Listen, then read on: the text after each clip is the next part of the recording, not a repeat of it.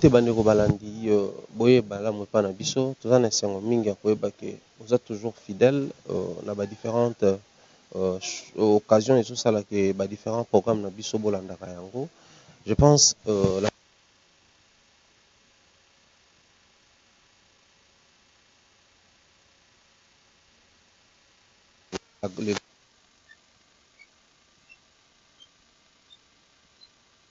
le cadre ya fondation Gémiqueur o eza bongo malembe komona voir les jours nde tolobaka une fondation qui se veut ya accompagner bandeko baza dans la détresse, bandeko baza dans les besoins, bandeko baza dans les soucis, dans des préoccupations. C'est la raison qui nous a déplacés toye awa. Je pense nous sommes venus voir un enfant qui se nomme aussi Jemima, la présidente de la fondation. Moi dans la biso azali na mwa ba souci na mwa ba kokoso azali na bokono oyo eza kosenga lisungi ya bandeko belebele ensemble na bino. J'espère pour faire découvrir bino mwana epi boyoka ba responsable ya mwana boyoka pe responsable ya fondation oyo bakopesa ba message qui concerne la santé de l'enfant pour permettre biso bandeko tozotala déjà d'entrée de jeu. Je ne passerai pas par quatre jamais besoin eza moko lisungi tout genre ya lisungi nde toluka. C'est-à-dire que tu étais pour tout l'accepter nous moi il y a une maladie. Non, tu étais pour tout l'accepter nous moi il y a une préoccupation. Tu veux l'accepter nous y est pour bino encore ta partie. Na biso ensemble et te baramer à la patte tout sous moi na pour na couper ça y est encore possibilité. Et comme ça là na venir on va inviter na ko banda penza sur la bande ko za bango awa pour te nous comprendre. Moi na biso avant que nous quoi na nini penza. J'espère que banana maman moi na invité ceux qui a pour se présenter, et maman à votre émission. Bonjour maman. Bonjour papa. Bonjour santé.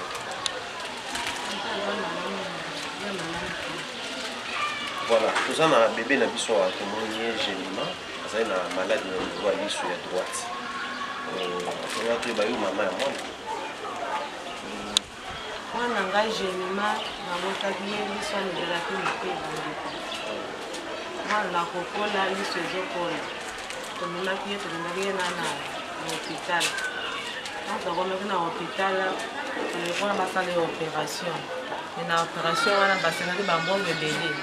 Bambonge belé wana makoki ezate. Na to senga bankamawa batala mwana oyo. Batala mwana oyo basunga mwana oyo pona basale opération. Iso tozana makoki te. Banta makoki basale sa mwana oyo opération mwana bika. Ndoko na to senga yango wana.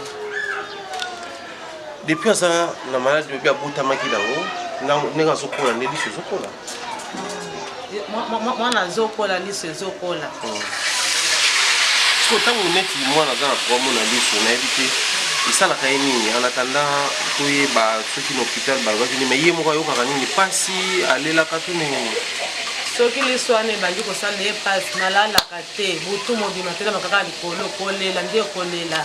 Kolela bande bonanga inalala kate mutaka ndenga nazali kolela mwana lala kate to kusaka ye bakisi wana za cher makasi moyen naso bakisi wana ko prezate bakisi wana ko bakisi ye esili nyo pande kaka naso bakisi wana pona bapasi wana esila kaka mais moyen naso bakisi wana eza lisusu te kolela mutu soki alinga lela awa na tele nazala kali kolo na mwana to tumo muti tongo.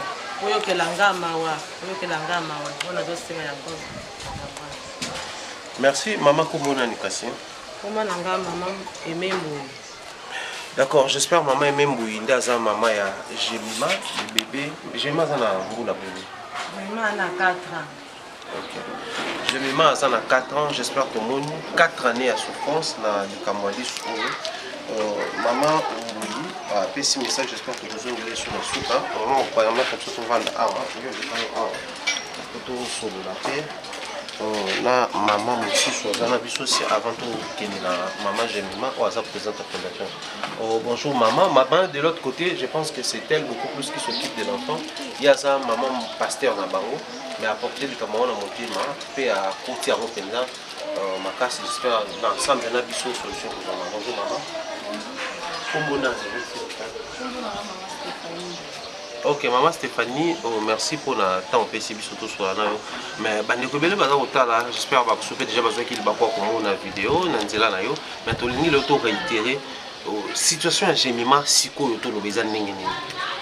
En fait, situation ya Jemima comme bokoki koyoka ngo moto akoexplike ngo nini ke mama na ye eza te nga naye kokuta Jemima na situation okaka na age donc eza un peu difficile eza vraiment mpasi moko oyo soki oza mama okoki osupporta ngo te situation ya Jemima kaka nde mama na ye auti koloba te mwana abotamaki na maladi wana ezalaki mokie vraiment na kati ya miso ezalaki vraiment remarquable te mais au fur et à mesure mwana azokola situation que ezokola donc vous pouvez imaginer 4 ans de souffrance na une année ezalaka na 360 jours puis 365 maintenant pendant les 365 maintenant pendant 4 ans les mois na souffrir na maladie en tout cas je ne sais pas beaucoup dire mais yo moko moto azomona ya motema ya bomama à comprendre pas si nini oyo Jemima aza na donc c'est un peu ça.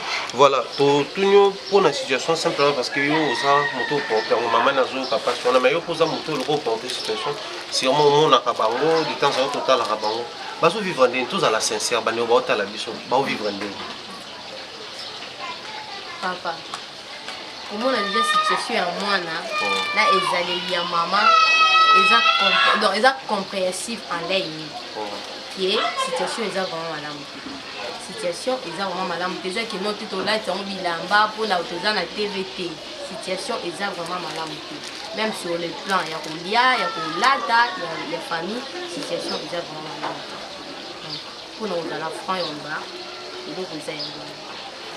Ok, merci beaucoup maman. Je pense que tu as l'habitude de faire un message moi, je profiterai avant d'avoir maman Jemima de faire appel aux fondations. Sur toute la fondation Jemicoeur, tout ça au cœur il y a SOS, tout ce qui a trait avec les besoins. J'espère qu'ils sont importants. Mais la fondation il y a madame la très distinguée Marie-Olive Lembe Kabila. La fondation il y a la première dame la très distinguée maman Denise Niaké Tshisekedi, la fondation SOS Ezebele, UNICEF, UNESCO, biloko tout Somarabana, joignez-vous à nous pour porter la solution à cet enfant qui est très malade. J'espère que c'est visible à l'œil. D'ailleurs, puisque nous sommes à la télévision, vous pouvez voir de vos propres yeux comment l'enfant est en train de souffrir. Quand il fait chaud comme ça, je n'ose même pas m'imaginer à sa place. Quand je pense avec il y a les manques des moyens, je ne sais pas comment les parents s'en sortent pour acheter des médicaments et puis il faut prévoir une opération. On ne sait pas comment faire dans la maladie, genre le début de mois, c'est très compliqué. Mais nous allons faire parler d'abord Madame Jemima à Mimi Bissoa parce qu'il y a un peu qui bilili na bingi biso na bitu akota la mwana peto yebisa bandeko batala la biso ba ya kosunga mwana toujours les gars 4 chamete et to tika ko ba yangote to yé awa poto la tsebino mwana bo mona yete mais to yeko la tsebino mwana poto sunga ye ensemble. J'espère à la fin nous allons lancer une collecte de fonds qui est tout ça. Surtout 1 million de personnes, tout $1 pour $1 million. Des fois, tu comprends la formule. Surtout 1 million de personnes, tout $1, ça dit 2000 francs.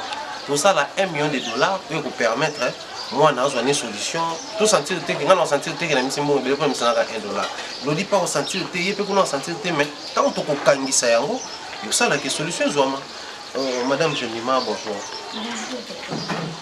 Ndé na otoloba yo nous a présidente de la fondation Jemicoeur lelo oyo ni na toyeba fondation na yo ezo œuvrer autour ya ba mamani parce que le to na ka moi na za malade mais tonga toyeba boza plus na secteur ni bozo évoluer là donc on a juste un secteur assistance du tout assistance tout court place union so pas ses alliés et que biso toyo qui soit comme biso na matoyi pour kitawana. Ok, alors pas si c'est comme une commis boyoki, mais pour moi na Jemima toujours kanaye ndoyi na yo. Oaki plus poison ndoyi to motivation za kini pour toi otala mwana ono. Motivation déjà ezala qui pas sinon au moins na zana ngo. Kozala non na motema bo mama donc na supporter ki. Na mona ki image na ba TikTok. Écoute on a luki famille to sololi do monde qui to komi ale le pas sur moi na zana ngo donc on a pe na on mema ngo parce que non mon il est pas sûr. OK. Mais loko la maman on a habité tant dans cette situation où ozomona na ba maman ou ba zana makoki koleka belé ba ne ko to juger ba to ba jugement ya ba bon na ba onde ba gérer route mais ba to ba zana makoki moi naza boye na mboko to pe ke batebele basungaka yo lilobani ozo passer comme maman et puis moi chazo œuvre na makambo ya fondation assistance lilobo nga na koloba na obenga bato nyonso mitema malamu oyo baza place baza baomona mpasi ya mwana oyo tosengi bamillion te famille baza na mpasi baza na ndenge ya kosalisa mwana opération te juste $1 ou plus ya motu nyonso oyo omona mpasi ya mwana oyo oyo mpe amoniki akolekana na ndenge na ye moko na famille nous sommes là tokopesa adresse eza te eloko biso tobloke yango motu nyonso aza na makoki akosunga mwana asenga topesa adresse ata $1 $2 plus mpona kosalisa opération basunga mpo mwana oyo azwa lomoko. Voilà donc yo aussi je comprends bien au kangi eloko yango mpona yo te basala base joindre na yo mais bato bakoki koya bamona libota mpona solution c'est ça déjà na okanga te parce que mwana ana pasi so na okanga eza lokola tooluka liwa mwana oyo mwana aza na posa lobiko donc motu nyonso aza na posa adresse ya famille amona mwana en personne ye moko baya topesa bango adresse. Alors, on a vu ce pays à diaspora, nous sommes beaucoup plus suivis aussi à la diaspora, au bazar au biso, ba maman, ba jeune, ba ndeko pe ba monaka des fois ils alaka, asa ina souci ko sunga, asa ina posa ko aider, ba mususu pe ba otala biso peut-être asa na bon on fait ça te, mais un médecin par exemple. Et qui a telle habit pathologie on a yebi en monte temps on a université ah ils ont ba association pour qu'on soit pe charge à moi na, ba ina s'il faut passer un message na bango. Bato wana nyonso so baza baya vraiment batala mwana oyo basuna ye poso fu déjà bato bongo bamona déjà facilité famille donc boyaka uniquement bazwi traitement ya mwana nyonso et tout du coup bato mitema malamu nyonso ba médecin bato ya diaspora donc tobengi bino vraiment boyo sunga mwana oyo alonga na pasi oyo. Voilà, c'était le message à Madame Jemima. Moi également, je vais m'appuyer sur ce yango avant tout que sa maman et moi loba pour kabwana bango et puis maman Moussa Nanzambe loba. Moi je vais ici faire appel na bandeko basa pe na makoki akobondela. Vous savez, le bon Nzambe a mon c'était biso to vanda na mboka oyo on a na ba mabota na biso na ba momo na biso na ba master na biso na ba entourage na biso que Nzambe des fois alinga sala sorte que bato s'attacher na différemment. A vous permettre moi na penza 4 ans na maladie si ma sali miracle moko. Oyo tikala na bato to yaki ko filmer to tikala na sombo Nzambe na babota mwana na mosala Nzambe ye moko peut-être ko tala étonné parce que Nzambe ayebi ninga fonctionnera les serviteurs de Dieu. Wana na banino mpona ba affaires sociales à l'église. Vous avez la puissance de Dieu, vous avez l'appel de Dieu. Nzamba sala ba miracle 4 na bino. Peut-être vous avez informé mais surtout une information où tu as la moindre n'enga za ko souffrir. So Nzamba za capable aussi que ça moto tika ki bato. Je ne vois pas quelle maladie ou rose incapable au bikisa. Biso to est juste ko présenter bino maladie. Et fort biso to ça les a hôtel c'est bino que moi no azobela. Ne bato ba bato bola to attire pour ba ko taka ndeko na bango ndobela yeso mona ye. Nous avons fourni cet effort par na bino etika lia ko bondela pour la situation ya mwana ko. Ma msu biso to monara makamsu to mona raté Nzamba mona nyonso. Donc makamsu to za capable au sala, msu pe to za capable au sala te. Mais aussi les médecins hommes de Dieu. Vous avez l'appel au sala Nzamba vous avez ninganga. Vous pouvez intervenir dans la situation. Vous avez des contacts par-ci par-là. Tu aussi na kakambongote. Parce que déjà les premières nécessités dans le ministère des alliés, moi on va avoir antidouleur, vous allez recommander. Moi on a été on va antibiotiques vous allez recommander. Ala la kata poli, asa kata possible aussi mba couper boye à sakani nango. Pour ceux qui douleur et bandi, yo ki absence wa lobi na maman pasteur na bato baza pembeni ba pe makati. J'insiste sur ça parce que na ebiki nous en a besoin. Na tangela beto on a rappelé. Bisumi pour moi non, basa na opération ya lisu azo kimia. Nous en a besoin. Lisungi pour moi na oyo azo kabaki siaza na oya kolia. En attendant les soins opération pour Kangisa. Nous avons besoin de libondeli na bino pour permettre moi na oyo nyonso eza ya Nzambe te elonga na nzoto ko. Nous avons besoin ya orientation na bino. Naza na mbongo te mais côté na vanda na bi fondation mo peza la wana o to ko se joindre dans la fondation J'ai du cœur pour avancer pour tout sunga moi na tout ça la yango. Et je vais insister sur un point ba ne robola nanga bolimbisa. Le plus vite que possible de tout ça la yango. Pourtant, on a le bâti qui a commencé à 11 lobby, a commencé à 11 semaine prochaine. Ça va le bel Simon en a osé la témoin en a là, on attend la première soin. Bandeko Bayebi, l'opération est recommandée, Bandeko Bayebi, il faut tout préciser avec non. baboti ya mwana bazwa soin ya kosalisa baexamen ya komona minganga oyo bango moko bayesi bango noir c'est blanc selon les besoins pour une opération liboti eza na makoki ya kosala yango te nde baye koleka mpona kosenga bisungi. Alors tokozongela mama bandeko balandi biso bamoni mwana bayoki bandeko toza na bango awa bamama bapapa baza kotala yo bamoni mpe nde mwana aza kobela yo nde mama mobota mwana yebisa bango posa na yo mpenza ezali nini po epa na bango. nzoyebisa bapapa bamama oyo bazotala nga na minute oyo posa na nga eza ke bosunga nga mpona mwana aleka na opération mpona mwana alalaka na ye te nalalaka te bandeko na ngai bosunga nga posa na ngai esala kaka mwana aleka na opération posa na ngwa yangwana posa na posa mosusu te. Comprenez que maman n'est même pas profiter de Simao, makambo ya kobela ya mwana na yesu te ya lingi mwana na opération, mwana zonga na kimia, makambo ici les zonga malamu. Et j'espère que nzamba ko sunga bandeko bota la biso de qui me reçoit maman pasteur, j'espère que on se bien la suka. Message ni ko pesa yo le ko ka pe maman musala na nzambe na nzinga basali na nzambe pe baza kotala. Message ni ko pesa pe bango.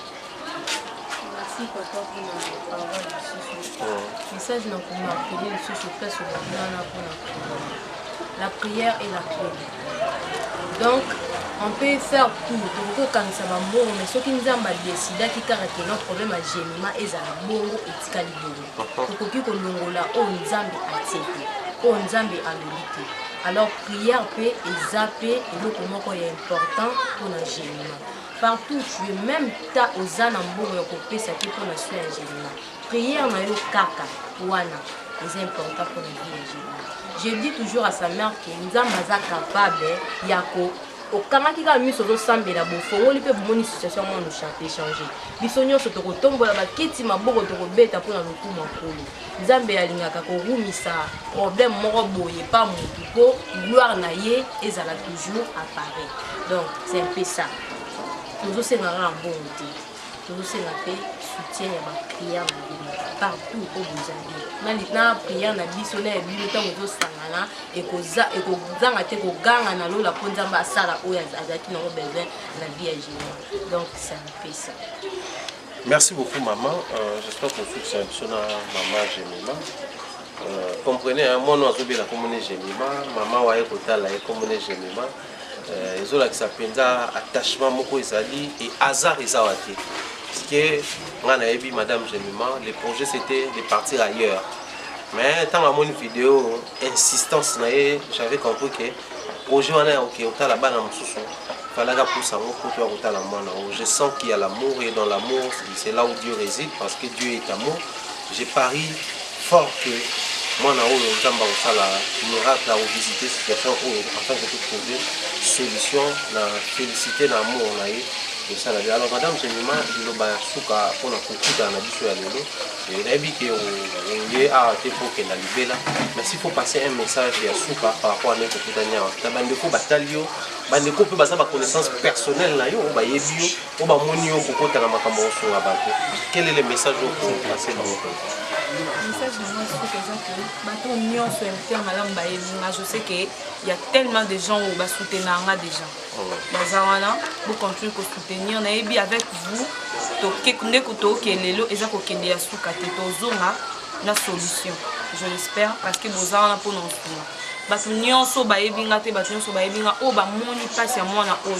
Donc, vous hésitez vraiment.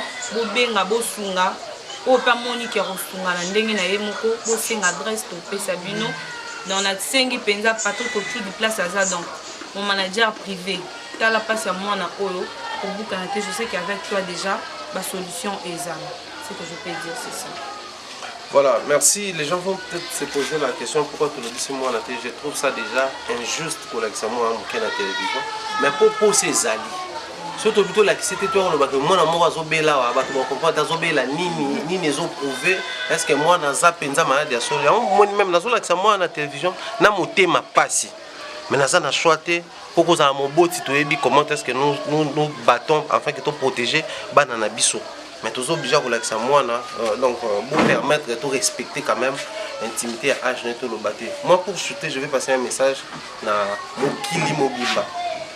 Souvent on a tendance à roloba à baba Christ moi te ba lobi makambo ya ba chrétien baso non.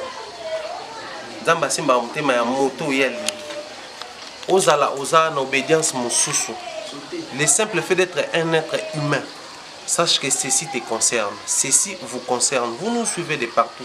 Cet enfant est souffrante, cette petite fille est malade, sérieusement malade, comme vous pouvez bien le constater. Alors, je nous invite tous, portons cet enfant dans nos cœurs, soutenons d'une manière ou d'une autre, beaucoup plus financièrement cet enfant, parce que les besoins qui se présentent, c'est un besoin financier. Il faudrait qu'on réunisse les moyens afin que la petite soit opérée et qu'elle recouvre sa bonne santé, afin qu'elle puisse avoir un avenir assuré, qu'elle grandisse en bonne santé et en stature parfaite. Et voilà pourquoi nous sommes ici.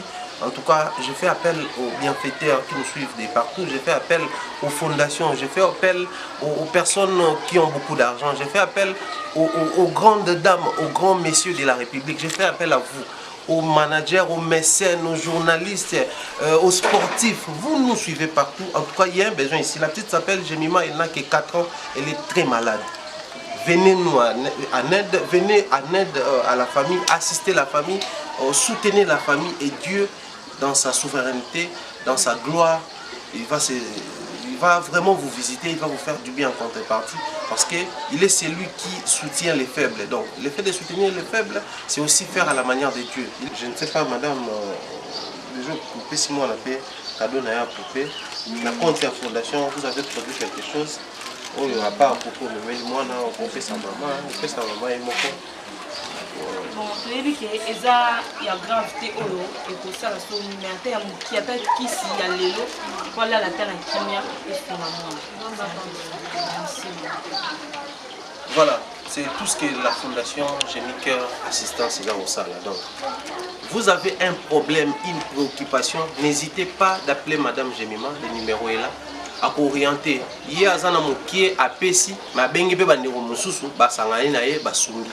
Yango les appels on zamba Pessi, yango les a charge on zamba tie na motema. Et j'ose croire que nzamba ko pesa ma koke belé pour asunga susu pour les cas. Merci à la fondation J'ai mis cœur assistance. Merci à son cher époux, merci à toute l'équipe qui accompagne cette grande dame. J'ai mis cœur tout le monde basima, nzamba batela.